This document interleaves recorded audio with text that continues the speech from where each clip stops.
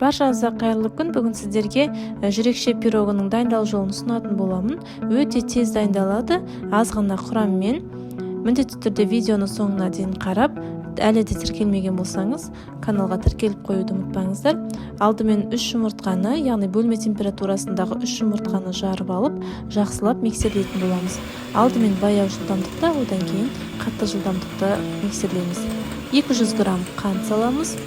Және де міндетті түрдө осылай аппак болуп көпүргенче, бир нече эсе улгайганча жумурткабыз жанагы миксерлейтин боламыз. Одан кийин жыпжылы сүтүбүздү куябыз.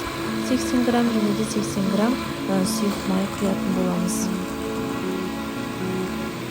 Осы заттарды жакшылап аралаштырып алгандан кийин 180 грамм мөлшериндеги электен унубузду электен өткөзүп косамыз. Бөлүп косууга болот және де 1 чай касыктай камыр копуткуч косамыз. Жакшылап миксерлеймиз. Бир келке масса болуу керек бизде. Сонда жанагы пирогтарыңыз өтө адем болуп көтөрүлөтүн болот. Энди кезекте 2 немесе 3 касык көлеминде осылай жеке ыдыска камырымыздан күйүп алып, оган краситель косамыз. Кез келген краситель косууга болот. Менде осындай розовый түрү болду, сондуктан осы красительди костум. Және де адем болуп чыкты. Енді шприцтин көмегі менен осы красительдерди, краситель косулган камырды жаңағы камырымыздын бетине орналаштыратын боламыз. Формамызга куябыз камырды.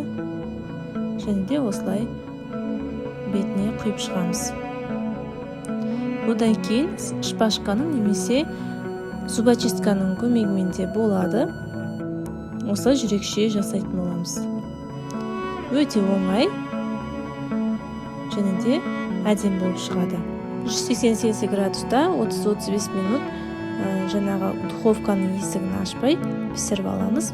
Одан кийин пискенин шпажканын немесе жанагы зубочистканы тыгып көрүп байкауга болот. Астарыңыз дайымдар берекелүү болсун.